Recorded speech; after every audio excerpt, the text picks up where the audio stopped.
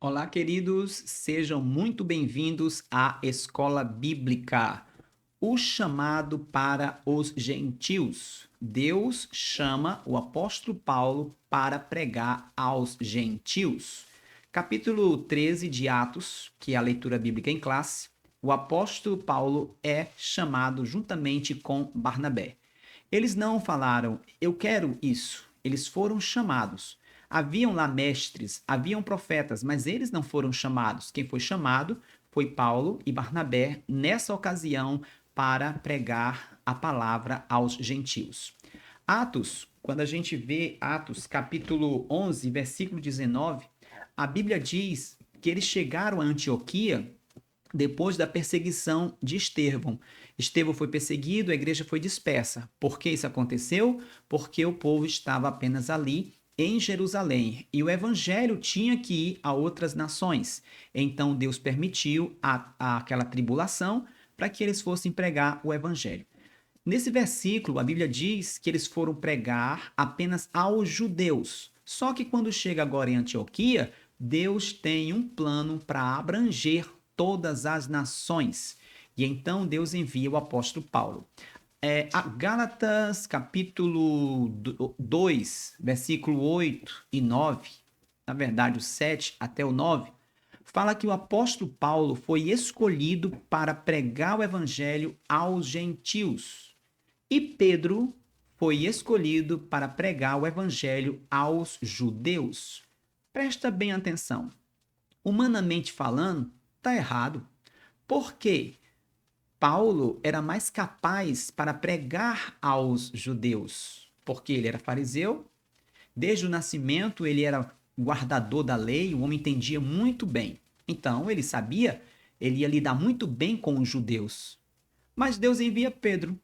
Pedro, um pescador que não tinha lá tanto esses conhecimentos, e Paulo agora é enviado aos gentios para pregar alguém que não estava muito interessado na cultura judaica. Por quê? Não é a minha cultura, não é a minha nacionalidade, não é o que eu sei, é o que o Espírito Santo quer passar baseado em sua palavra. Então, vamos aqui para o nosso slide. A gente tem aqui a nossa introdução e eu quero que você continue bastante atento. Se você ainda não é inscrito, inscreva-se na Escola Bíblica para que você possa acompanhar todas as escolas bíblicas aqui pelo YouTube, tá bom? E compartilha também com alguém para que outras pessoas possam aprender com a palavra de Deus. Então vamos agora para o próximo slide. O chamado para os gentios. Introdução. Quero que você preste atenção. Lucas registra o cumprimento progressivo da promessa de Jesus em Atos 1:8. O evangelho alcançaria Jerusalém, Judéia, Samaria e chegaria aos confins da terra. Os capítulos 13 de Atos a 28 marcam a grande virada da narrativa, quando o foco deixa de ser Jerusalém e passa a Antioquia. É dessa igreja, caracterizada por diversidade, sensibilidade espiritual e prática missionária madura, que o Espírito Santo convoca Paulo e Barnabé para a evangelização dos gentios. Que chamado maravilhoso! Deus chamou para que eles fossem pregar aos não-judeus. A partir desse ponto, o ministério de Paulo torna-se central e o Espírito é mostrado como o verdadeiro condutor da expansão cristã. A missão gentílica nasce, portanto, não como estratégia humana, mas como resposta ao chamado direto do Espírito para alcançar as nações. Então vamos agora para o primeiro ponto, o nascimento da missão gentílica. Esse é o primeiro ponto. Subponto 1. Antioquia, um centro escolhido por Deus. Fundada por Seleuco Nicator em 300 a.C., Antioquia da Síria tornou-se a terceira maior cidade do Império Romano, atrás apenas de Roma e Alexandria. Culturalmente, grego helenista, abrigava significativa população judaica e exercia forte influência intelectual e comercial, contando com o porto de Seleucia, Atos 13:4. Foi ali que os discípulos foram chamados cristãos pela primeira vez. Não por acaso, Deus escolheu Antioquia como base da missão gentílica, transformando aquela igreja em um centro de envio para as nações, uma verdadeira base missionária. Deus tem sua estratégia. Ele sabe como faz. Às vezes a gente fica pensando assim: será que vai dar certo? É Deus que sabe. Ele conhece. Às vezes nós programamos, sou pastor e entendo como é que acontece. Às vezes a gente queria uma igreja mais perto, só que tem uma igreja bem longe. Mas por que a igreja foi fundada tão longe? Se tinha tanta cidade aqui, se tinha tanta gente aqui, por que tem que ir para acolá, né, para outro lado? É porque Deus tem seus propósitos, Deus tem seus planos. E em Antioquia havia mestres, havia profetas, havia doutores, havia ali pessoas de condições, havia pessoas intelectuais, mas Deus enviou Paulo e Barnabé. Por que Deus enviou Paulo e Barnabé? Às vezes a gente fica pensando, era para ter enviado outra pessoa. Às vezes também, muita gente diz assim, por que enviou fulano? Eu sou mais preparado. Eu estava aqui há mais tempo. Ele chegou agora. Por que enviou ele? Pois não é assim que funciona. Funciona conforme o Espírito Santo ordena. Às vezes a voz do Espírito Santo vem de forma audível, às vezes vem de uma forma de uma profecia, às vezes vem de uma forma de uma revelação, mas às vezes a administração da igreja é guiada pelo Espírito e designa certas pessoas para tarefas que para muitos pode até pensar assim: ah, mas isso não é justo. Não é que seja justo, é Deus quem sabe o que faz. Então, vamos continuar para o segundo subponto: profetas e doutores servindo ao Senhor. A liderança local reunia profetas e doutores, mestres, ministério que após o período apostólico tornaram-se pilares da edificação da igreja, conforme a gente vê em 1 Coríntios 12:28. Também Efésios, capítulo 4, do 11 em diante, fala que uns colocou Deus na igreja, primeiramente apóstolos, profetas, mestres, doutores, querendo o aperfeiçoamento dos santos. Os profetas exortavam mediante inspiração direta. Os mestres instruíam com base nas escrituras e na tradição dos ensinos de Jesus. Durante o serviço ao Senhor, marcado por oração e jejum, o Espírito falou. A disposição desses líderes em buscar a vontade divina revela uma comunidade madura, centrada em Deus e apta a discernir o propósito do Espírito para além das necessidades locais. O terceiro subponto: a separação de Paulo e Barnabé. O Espírito Santo ordenou: apartai-me a Barnabé e a Saulo para a obra a que os tenho chamado.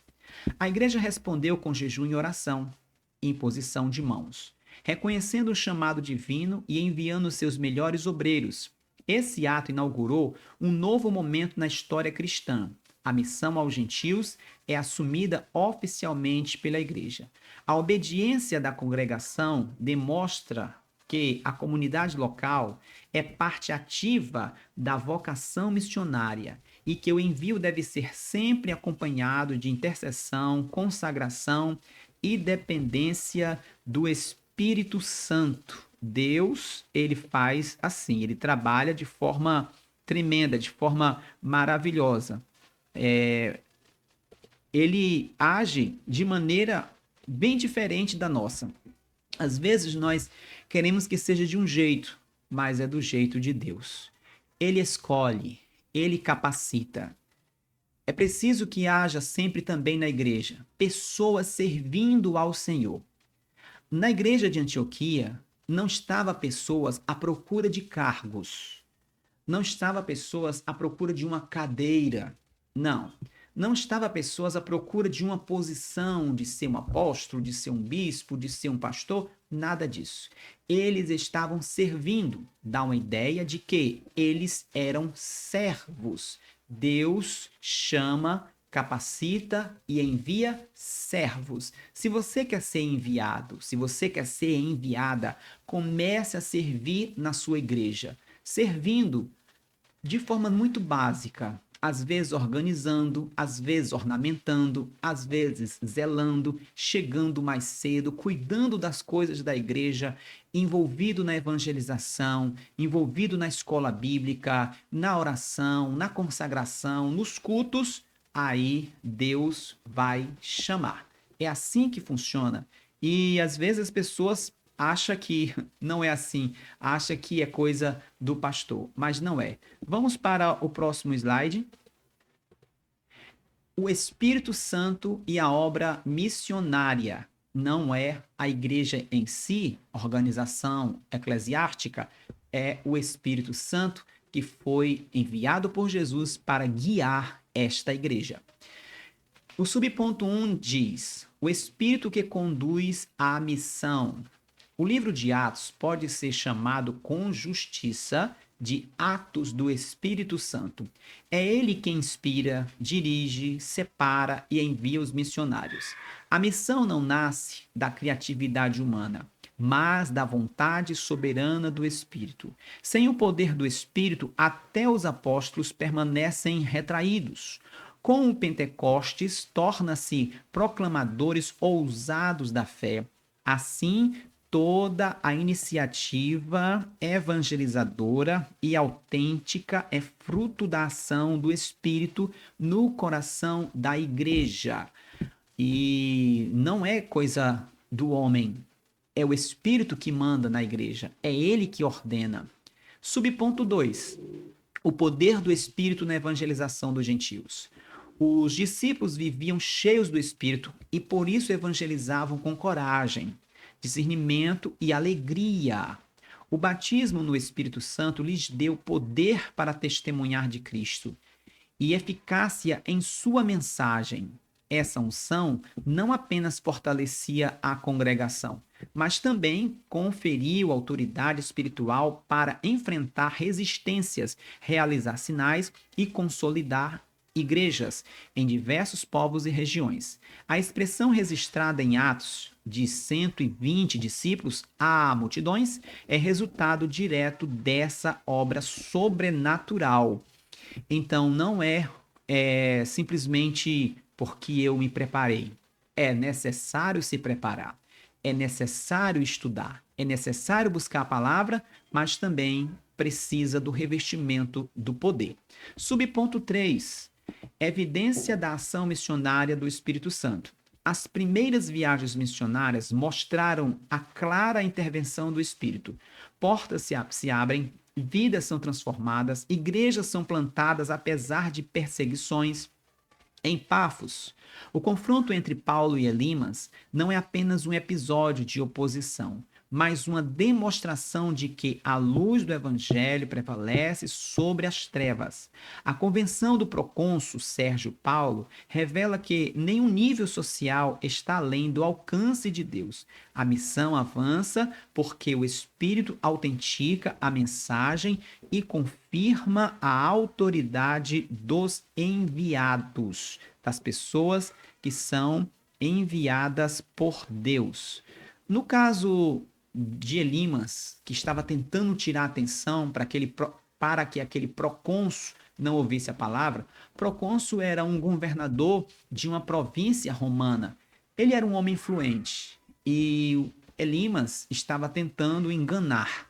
Só que quando o homem de Deus é cheio do Espírito Santo, o espírito de engano cai por terra, a falsa profecia cai por terra e a barreira de pregar a palavra também cai por terra. Você acredita nisto? Pois é, o procônsul recebeu, ele foi transformado, recebeu uma nova vida e Elimas tinha que se converter mesmo, para não perturbar os retos caminhos do Senhor. Vamos para o próximo slide. Agora, o terceiro ponto. A igreja como agência missionária. Subponto 1. A igreja ouve a voz de Deus. Antioquia serve de modelo para toda a comunidade cristã. Uma igreja que ora, jejuma, discerne a direção divina, uma igreja missionária cresce na comunhão e age por obediência. A obra missionária não é programação, mas identidade. Em Atos 13, vemos que o Espírito fala à igreja, que se coloca diante de Deus com reverência e compromisso. Subponto 2. Uma igreja envia e sustenta seus missionários. A imposição de mãos sobre Paulo e Barnabé mostra que a igreja participa ativamente do envio. Não retém seus melhores servos, mas os consagra ao propósito eterno. Sustentar, interceder e acompanhar missionários é parte inseparável da vocação eclesiástica.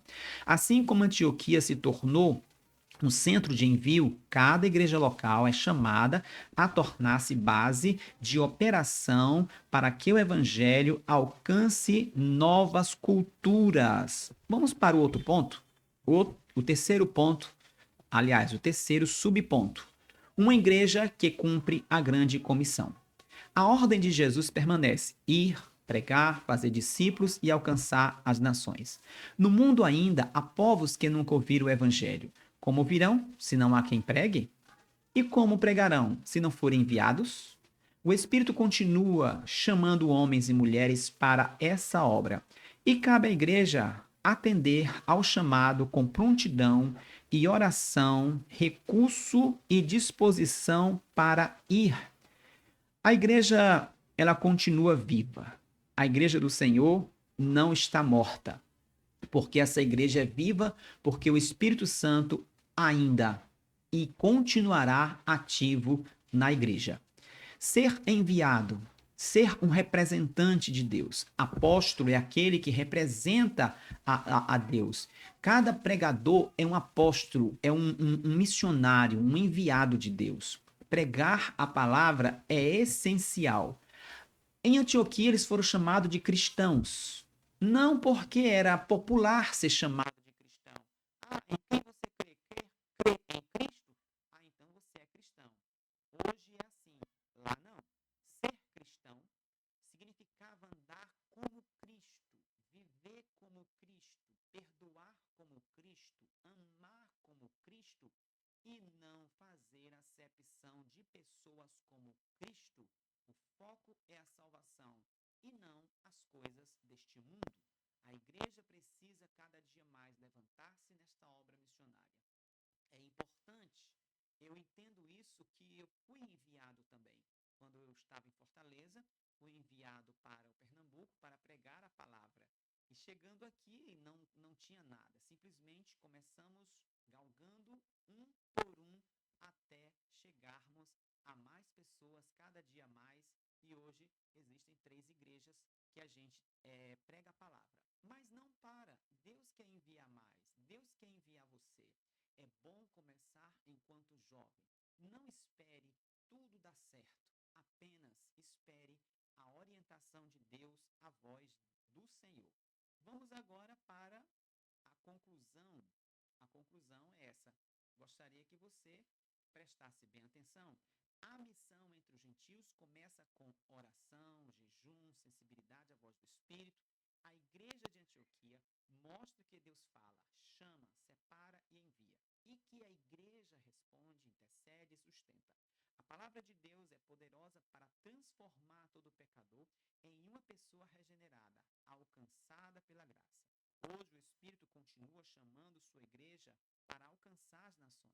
Estamos dispostos a ouvir, a obedecer e participar da missão que ainda está em andamento? Aí fica essa pergunta para você. Você está disposto a dizer, eis-me aqui? Às vezes até nós cantamos, né? Eis-me aqui, envia-me a mim, eu estou aqui, eu vou, mas na hora não vai. Não vai porque fica com medo. Então não tenha medo. Se Deus usou, se Deus levantou, se Deus chamou, continua. Deus tem uma grande missão para todos nós. O ID não pode parar. A igreja igreja não pode parar. Nós precisamos cada dia continuar essa missão da igreja, porque senão a obra não vai. Por isso, levante-se, desperte-se, busque a Deus, sirva na sua igreja, se dedique na sua igreja. Deus vai te usar. Que Deus te abençoe. Você pode se inscrever embaixo, clica embaixo, você se inscreve. E também você aperta assim um likezinho, que é para esse canal se expandir e chegar a outras pessoas para também aprender com a palavra de Deus. Que Deus te abençoe, que a graça do Senhor Jesus Cristo, que o amor de Deus Pai Todo-Poderoso, que as doces consolações do